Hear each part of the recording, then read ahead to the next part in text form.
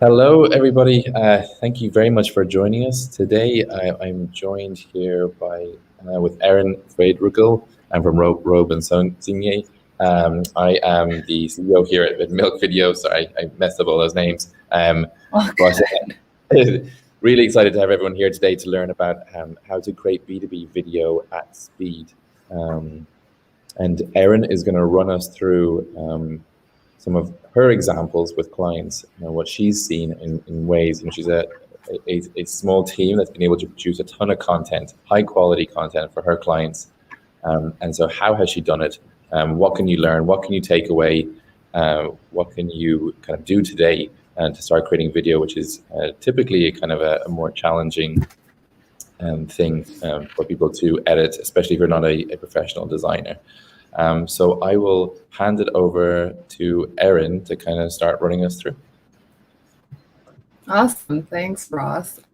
So before we get started, if you don't know me and you're not familiar with me, my name is Erin, and I'm a social media consultant. And I started my business, Robe & Signet, which is, social media marketing consulting and implementation, almost 5 years ago, and I've worked with clients across numerous industries, some of which we'll see mentioned later on in this workshop as examples. And the types of industries I've worked with kind of is all across the board, everything from construction and RVs and fashion to personal brands and even software. So the most notable client is Fishbowl, which recently made headlines for joining Glassdoor and the Recruit family of companies that include Indeed.com. I also serve as a marketing editor at EDC, which is a private nonprofit that partners with the Small Business Development Center to provide business consulting to entrepreneurs in the Santa Barbara, Ventura, and Los Angeles counties. And before we get started, I'd like to thank Ross for inviting me to speak today to you guys. Ross, it'd be great to have you say a few words about Milk Video for anyone that may not be familiar. Yeah, for sure. Yeah, really excited to have you on, Erin, and I'll talk a little bit about Milk. And first off, just for today, what we're going to do is have Erin run us through a presentation, but I'm going to jump in with questions to try and extract to Milk as much as I can from the conversation about what you guys can take today and utilize today for your content. So it'll be a presentation, but also a discussion. How can we get as much out of this kind of conversation? So Milk Video is a video design platform where you can take long form video, like a webinar like this, and turn it into highlights in seconds. So you don't need to rely on a video designer. Anybody can come in and get their content transcribed and turn into clips for social media, for advertising, for sales follow-up in a couple of minutes. A process that would normally take hours or even sometimes weeks to get done. And this webinar will be followed up with clips on social, which we turned around straight afterwards. We'll also do an event recap and turn that into a landing page. And so for sales follow-up, so everyone who attends or doesn't attend will get a video recap. And then we may also turn some content into advertising. And so from a business perspective, you're taking a recording that would normally sit behind a Google Drive or on YouTube, and actually taking out the key moments and using them to generate more leads or more opportunities or more sales. So we're really kind of milking the moment, and that's kind of what we are. So if you'd like to sign up, you can go to milkvideo.com, sign up for yourself, or message me if you want me to run you through the platform. And I will hand it back to Erin. Perfect. Thank you.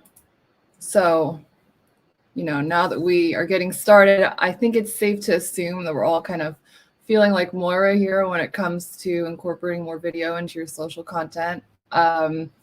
If you watch Schitt's Creek, you'll know what I'm talking about, what this reference is. But even if you haven't, I'm sure you kind of get the gist here. So, just because I'm talking about social media video today doesn't mean that I don't feel the same way. I'm not, a professional video editor. I did not major in video production or film production. So this has been new to me too, and definitely a learning curve, especially as, social media managers, marketing teams of one, or solo entrepreneurs, you know, we all already wear so many hats outside of social media, but then when it comes to just like social media alone, you know, we have to act as data analysts, community managers, copywriters, graphic designers, and strategists. And you're telling me that I have to add video on top of all of that. I mean, I remember when Instagram was only a photo sharing app, and if you were telling me years ago that I'd have to also add video to all of this, I pretty much would have looked at you like this. I mean, I feel the same way. I felt the same way every time I kept hearing from other marketers that video was like the future and that we need to do more of it to compete online. You know, I've procrastinated a lot with incorporating more video, thinking that, you know, I'll deal with it later when things are less busy, haha. But a walk down memory lane will quickly show us that micro video content is now becoming a necessity rather than a nice to have in our content calendar. So if we rewind it back to 10 years ago, you'll see the movement towards more and more short form video in B2C.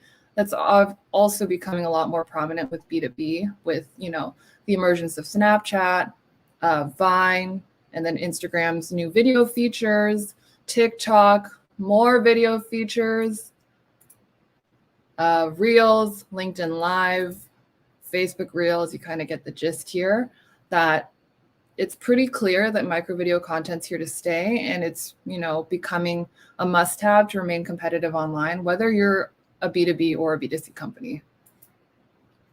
So if you needed a little bit more convincing about the importance of video, here are some other statistics. According to Small Biz Trends, 59% of executives prefer video over text. 92% of mobile video consumers share videos with their circles.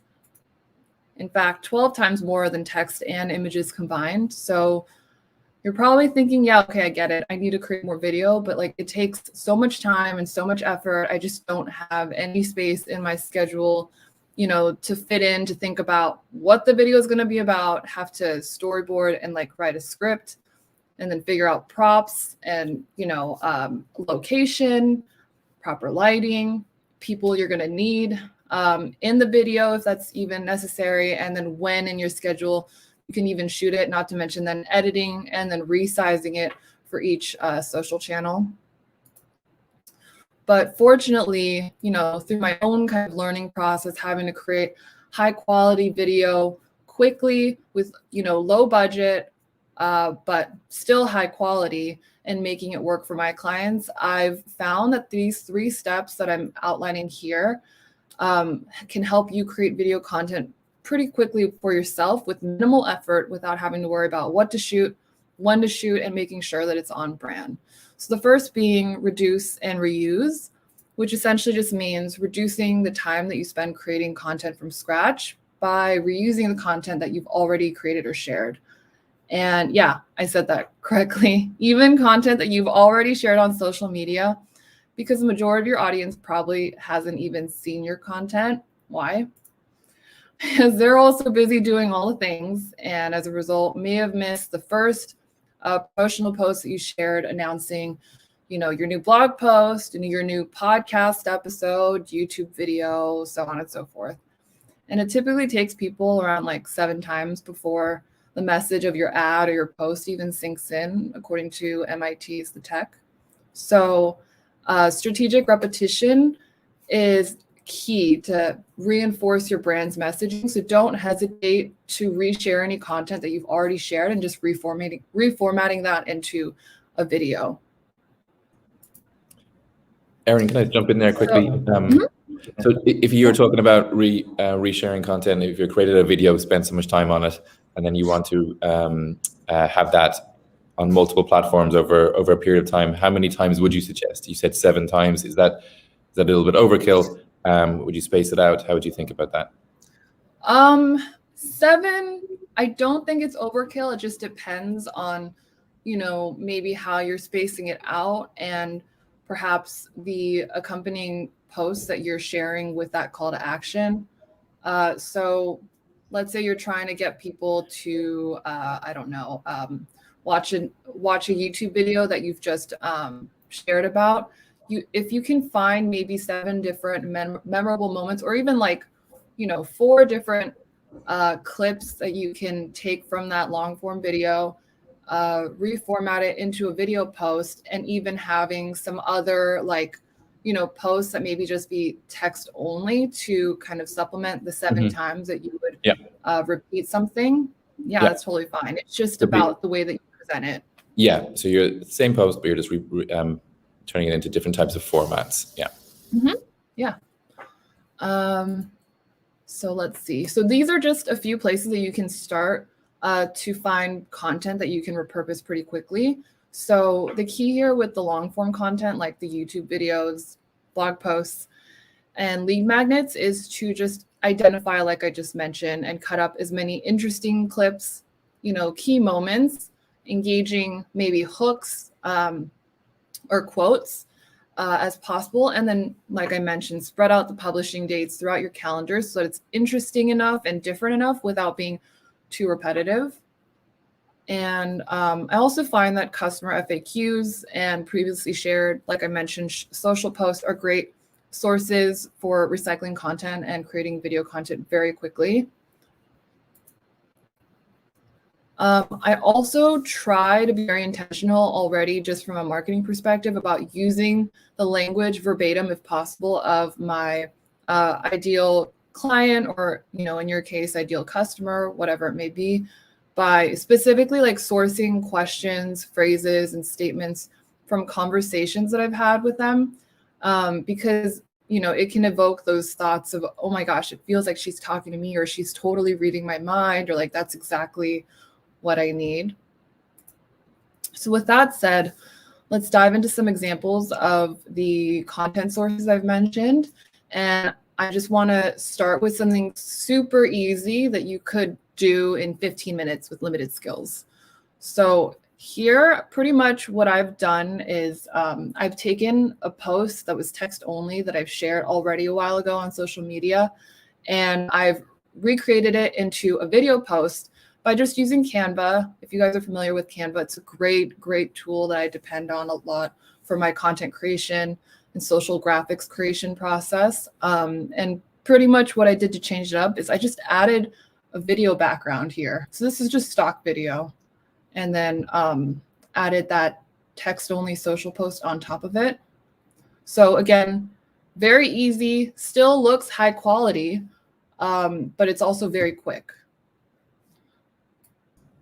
It's really simple, yeah. And so that could be great for quotes, testimonials, yeah, definitely. and definitely, and pieces of content that have already perform well, and you want to kind of turn into a little bit more interactive. Yeah, that's right. Great. And then here's another example, pretty much following the same approach. This is actually a post that I created for a client of mine. They do luxury RV renovations. So if anybody has a nice RV and wants a nice renovation, check them out in Native Spaces. But anyways, quick plug there. This is just a video that I created to remind people to sign up for our email list. And in this situation, what I just did is I literally took a screen recording of the landing page for the email sign up, and then I put that into an iPhone frame on Canva.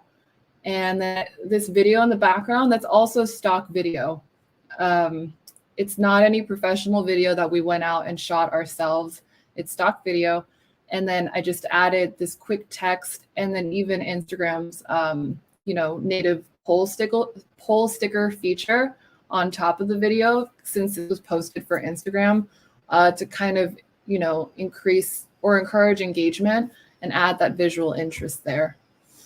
So let's see. That's great. Yes, that's really a really simple one. So if someone has an article that maybe didn't get much traction, and they know it's really valuable, they could kind of turn that into something a little bit more engaging. How did the client like this one? Like, what was their feedback? Oh, they were impressed. I mean, it's difficult to, get to source content that would make sense for, a renovation company, especially, I mean, because it's just a niche. So they were impressed with the fact that I could find something and create pretty much this out of nothing. Yeah, with the and that's a key content. thing. I think a lot of B2B companies struggle with the content creation because there's not always a lot to talk about in B2B software. If that's our main use case, but if you can find a few key talking points and then they do resonate, and then kind of do a little bit more with them, this is a nice way to keep it looking professional. It stays on brand. It's the key topic, and there's someone could do that, turn that around right now, right? Right, exactly. Oh, and I also created it. Forgot to mention, I also created it with this vertical video format just because I wanted to test out the Reels feature, because I think it was pretty soon after the Reels feature was released. So I wanted to try to leverage the algorithm, which was favoring Reels content at the time. So this was just, again, like it's not like a TikTok type video, but just leveraging the kind of organic reach that they were pushing for the Reels feature. And I was doing it with this very basic video here. So once you've kind of gotten your feet wet with creating the easy level videos that I just mentioned previously, you can then level up to medium by using an FAQ or a comment on a past social post. Again, that could be a question about, something you've shared about in the past to serve as the basis of your video post. So like the key here is just the fact that you are sourcing ideas of what to post rather than having to think from scratch. Okay, what do I post today? What do I create a video on today? This really, reduces that amount of time that you spend ideating and figuring out what you would want to talk about. And then just spending a little bit more time on this video compared to the easy level videos, just because then you'd be recording accompanying video content, maybe stitching together multiple video clips to support kind of the point that you're trying to make or the story that you're trying to tell in this video. So in this example, this was just advertising about the client's RV cool roof coating service that they provide. And then I just had them send me, just a write-up of the process, because I don't know anything about RV cool roof coating, and just to send me some accompanying videos as the background for the text that I overlaid throughout the video to tell the story. So if we click this to watch, I'm not sure why the audio is not playing, but it's fine. You get the gist of it. So I put together multiple video clips here, and I start listing out with text. I did this natively within Instagram Reels, by the way. I didn't even do this on a video editing software. Yeah, I just kind of put together the different video clips here, and then had a call to action to check the caption for details. And I told the story and the benefits of RV cool roof coating. So that is requires a little bit more effort than the easy level videos, but still shouldn't take too much time for you to be able to do something like that. And if you have, so this is obviously a physical product, which is a little easier to record for. So if they don't have a physical product, so if it's software, or obviously you have a team that you have an office, which is a bit more in person or on a remote team, like what would you suggest in that use case? If it's software, you could do a screen recording on your phone if it's an app, or if it's a web app, again, screen recording, and then adding text overlay, maybe basic arrows to kind of point to what you're talking about. That would probably be the simplest way. And then just using kind of Canva's frames, again, for like maybe a laptop or a phone to kind of amp up the quality there, make it a little bit more visual interesting rather than just having like a raw screen recording. That would be the easiest way there. Yeah. And then obviously some of these examples are Instagram. A lot of this is passes over to right. LinkedIn stories, and then LinkedIn, Twitter, just for this client, it was more Instagram focused. Right, definitely. All of this could be easily applied to LinkedIn. Yeah, so I'm obviously using a lot of examples from this client because I create the most video for them, since it does require a lot visually to speak to their audience. So another level medium post that you could create is just doing a clip of a long form YouTube video, maybe a how-to video, or a tour, and then just adding some text and graphics to it in Canva or whatever software you prefer to add that, again, visual interest and promote the publication of a new video. So, oh, here we go. So this was a new video tutorial that they had just shared on YouTube. And this is just kind of the intro section. And I added some text. Oh, there we go. So today we're kind of going to go over some of the tools that... Yeah, so pretty much he's talking about the tools that they're going to be discussing, best use cases for tools, what they would need for different, parts of the process of renovation. So that was just a quick teaser of what was to come if they were to go to YouTube and watch it.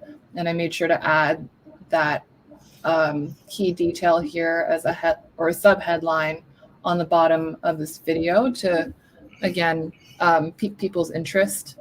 So again, here, minimal time spent because you're not having to record content. You're just simply finding interesting clips, cutting them up, adding some text on it, and then repurposing them into social posts.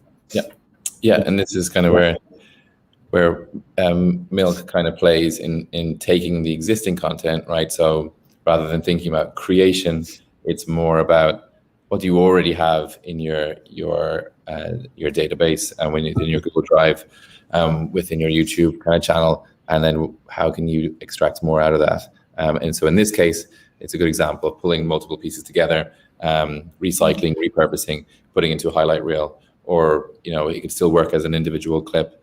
A lot of people, marketers, entrepreneurs always think like, how do we create more? But really what they should be doing first is like, how do we take what we have and kind of, take out those best moments and utilize those, maximize what they already have first, which is what you're talking about here in this section. Once you've exhausted, or if you have zero content or you've exhausted your content, then sure, creation. But really, first step is to go back and look at what you already have and think about, would this resonate? Would a 1 minute clip, 2 minute clip from a 60-minute recording, 20-minute recording, would that resonate with our audience? Yeah, and if I had known about Milk Video at the time, or I'm not even sure if Milk Video was out yet, but I would have been able to use the automated transcription tool and added the closed captions here. That would have been nice. Yeah, so that's, in terms of turning video content around quickly, there are tools out there that can turn, little clips about, Canva being one of them. But if you want to keep it on brand, and the captions can be absolutely painful for editing. There's a lot of, if you try YouTube, for example, or subtitles, if you use any of those, the quality is really poor, and you spend more time editing them than the actual video itself. So Milk kind of specializes in this to make it really easy to add and edit those captions and make it beautiful, like a Canva design. Yeah, I've definitely spent an hour editing transcriptions from YouTube, so I can definitely share from personal experience that it's painful. So from there, we can kick it up another notch with level hard, and I consider this to be more difficult because I know that a lot of us aren't comfortable or really used to talking in front of a camera, and it would require a bit more planning and rehearsal for proper delivery, and that also includes video editing. So in this situation, again, I repurposed an FAQ into a video post. And so this could be not just, a question that you receive, but maybe a commonly asked question that you hear about just online, that or an issue or an obstacle that people have that you can answer to. And so essentially here, I'm just creating a how-to video talking through the process. Ooh, how do I play this? Oh, it's not letting me play. Anyways, I wanted to give you a quick there we overview go. of the thought process behind what So pretty much it's a long video, so I'll just give you that teaser there. But I'm just talking through the process of how to create this panoramic effect for an Instagram carousel. And I also go into like, I include a screen recording of how to make those edits within Photoshop and how to export that and so on and so forth. I thought I would be able to. It's fine. I think we get it's important just to see that type of format, just the recording, and we also see that a lot of that now on LinkedIn with individuals posting little insights that they have or tips that they've come across, and this is the best way to do this and that, often on their iPhone or on their laptop, and I think the challenge people have is not necessarily. I mean, they know that they can record something quickly. It's like, what is that piece of content? What is that tidbit that would be of interest to the audience? And I think people struggle with that. And I know you're going to come to the process, actually an organization around the ideas in a little bit. But I think that's the easiest way for anyone to create content right now, is just to do a recording and say, hey, but what is it they're going to share? In this case, you shared, what was the content? It was just how to create the panoramic effect with so an it was a Instagram tip, carousel. right? So it's a tip about something, right? So what is it that you or your company knows that other people don't know? So in your case, it's like social media expertise. In our case, it would be like how to repurpose at speed, how to repurpose content, and you think everyone knows it, but they don't. So sharing those insights in 1 minute, 2 minute clips. And then maybe over time you build out like a list of like, here are 5 things I can talk about, which then I can share out and engage interest. Definitely. Oh, 1 second. Oh, oops, my bad. What happened here? Let me reshare my screen.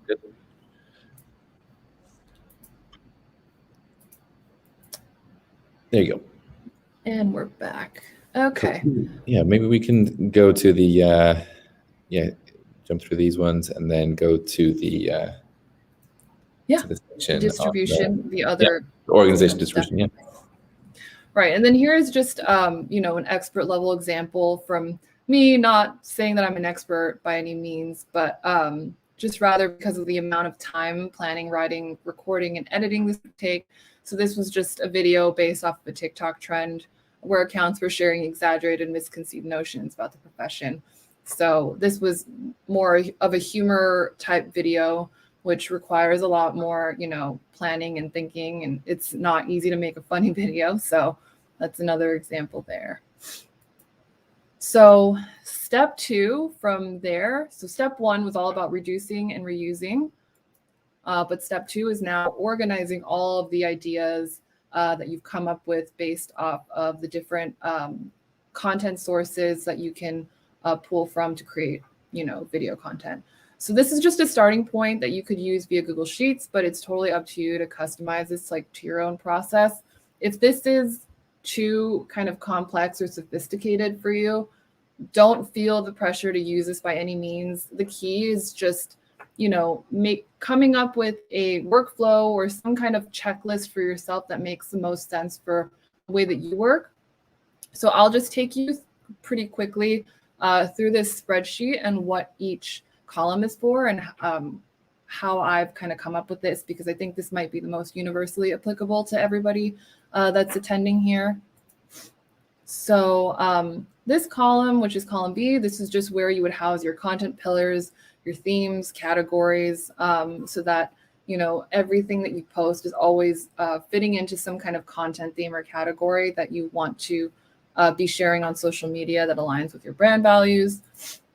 Then this section is just where you would write out, the desired dates that you would publish, each video.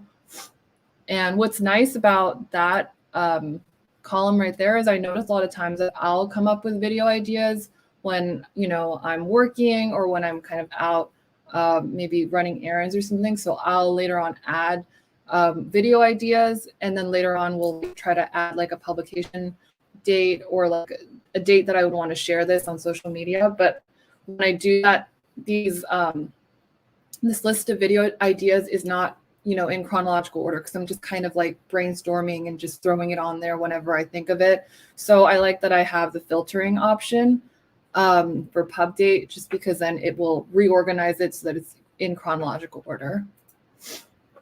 Then column F is specific to, defining the most used aspect ratios and the social channels that you would be posting on. So this is key here to the next step, which is distribution.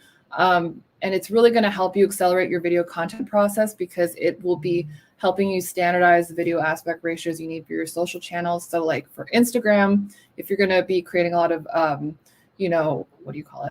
vertical video versus LinkedIn and Facebook, where it's square, and you have to make sure that you create video that works with their preferred sizing or formatting. This will be key to like making this a lot faster and easier, just because it can feel overwhelming having to like resize a video and reformat a video for each channel every time without the help of like templates. So we'll go in more detail about that in later slides. Then this section, this column timestamp, this would really only apply to any long form video content that you have that you would want to clip or cut out clips of. So a lot of instances I'll find myself when I'm creating video for multiple clients, I don't have time within that moment that I'm sitting down and watching through content to then also edit video. So what's been helpful for me is like scheduling time to just watch through video, finding the most engaging parts of it, writing out the timestamps, and then finding another time later on to then actually make those clips and do the video editing. So this is just a step to like streamline the process so that you don't have to like watch the video through, and then maybe you have to run to something else, and then you have to watch through it again to figure out what clips you want to cut out from that long video. And then this section, which is under headline, this would just apply to maybe if you have a consistent video template or format that incorporates a bold like headline with text. This is where you would indicate what that bold text would be, rather than having to like think about on the spot as you're video editing. As you're editing your video, like, oh, what kind of headline should I add on this to pique somebody's interest and make sure to stop them from scrolling past your post. And then I mentioned this earlier about filtering, enabling auto-organized brainstorming, essentially. So that's pretty much it for organizing. Ross, did you have anything you wanted to add, or shall I go to step 3? No, nothing there. Yeah. Okay, perfect. So last but not least is step 3, which is distribution. And that pretty much just means slicing and dicing up those lengthy how-to videos or podcast recordings into clips, repurposing text into video posts, and more in record time. So the key to doing this fast without sacrificing quality here is making sure that you set up the proper templates to make the process as fast as possible when you're resizing or reformatting each video for each social channel. So in this instance, I actually created this template here from within Milk Video. And this is just for Instagram specifically, because we'll have the Instagram Reel, IGTV that a lot of times I have to create video for clients. And we want to make sure that we don't place any text captions in areas that might interfere with the video interface. So I'll give you an idea of what that looks like in the following slides. So as an example here, this top section of this interface, if you were to have text or any graphics, that would kind of make the viewing experience a little bit more difficult. Same in this section with the reactions column, as well as this area. where you would have the caption and music details. So as you can see, I kind of even made a mistake there with the text overlay and the emojis, which are overlapping with the reactions column. So if you really want to create a lot of video content for each channel, but then do it quickly, this will be key to preventing those issues and then therefore decreasing the quality of the viewing experience as a result. Yeah, so I think that a lot of people think that that they can, publish content across multiple channels very quickly, right? So you distribute across like five or six different channels and the same piece of content. I think in general that kind of works, but for video it can go wrong very quickly. So you need to have those different aspect ratios. Otherwise, it just looks terrible. And if you're trying to maintain a brand, this does not look good whatsoever. And so you think you're saving time by distributing across multiple channels, but after you spot the mistake, then you're going to go back and do a different aspect ratio. So in that planning document, it's key to have those different key channels, and you don't have to distribute across all of them, but maybe your top 2 or top 3 the aspect ratios are set out accordingly, so that you do get the power of the distribution, but not so much that you spot a mistake and you have to go back to square one. Yeah, exactly. So this next example is specifically for Facebook and LinkedIn, and what I've kind of automatically done for my clients is always stick to a square video format just for Facebook and LinkedIn, because I know that both channels that works for both channels. So in this situation, I just created another template with this black border line to indicate where, you wouldn't want text or graphics to be placed so that it doesn't interfere with the video interface. So if you see here, this isn't a square video, but it's kind of the same example where if you would have any like closed captions in that blue highlighted area or any text, it would not be the best viewing experience. It would be kind of difficult to watch or to see. So that's another example there. Go forward. So I know that a lot of us are probably feeling like Moira at the start of our event, but I'm feeling very confident that you're probably feeling a little bit more like this now with the 3 simple steps that I, went over today, which is 1, reduce and reuse, 2, organize, and 3, distribute, as well as super easy video ideas that you could knock out right this instance with the help of my video creation workflow template that we can send to you in a recap email, which you can download by subscribing to my email list. And also creating just 1 video post from the easy level examples that I shared today. So the most important thing that I want to make sure that we take away from, our webinar is that you don't just learn about, creating video faster, but also actually implementing, taking action on the things that you've learned. So I challenge each one of you to create 1 video post based on super easy video examples I shared today. And if you tag Robin Signet and Milk Video in your post, and we have, an account on these channels on LinkedIn, Twitter, Instagram, or Facebook in the next 24 hours, I will reshare it to my profile on that channel too. So I hope that gives you some extra incentive to act on what you've learned today. That's brilliant. Brilliant. Yeah, and finally, thank you for joining us. And Ross, thank you for having me. Of course, thank you. Thanks a million for running us through everything. I think there's tons of tips there. We're going to send a recap afterwards of the key moments, and then links to your checklist, and links to you can contact Erin, you can contact myself if you have any follow-up questions. And thank you again for spending the time to listen, and thank you, Erin, for investing the time to build out the presentation and to share your insights. Yeah, thank you for having me. This was awesome, a lot of fun. Super. All right, we'll let everyone get back to their work day, and thank you again. See you soon. Bye.